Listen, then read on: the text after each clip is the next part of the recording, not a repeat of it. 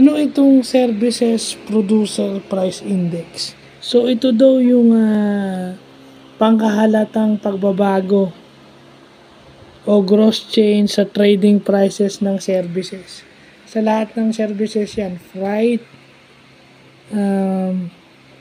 transportation, postal services, accommodation, computer programming, etc.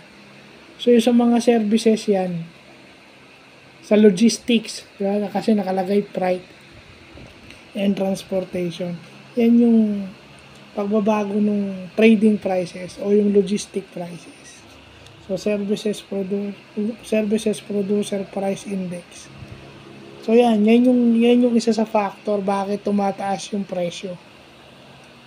Dahil diyan yung sa services producer price index o SPPI.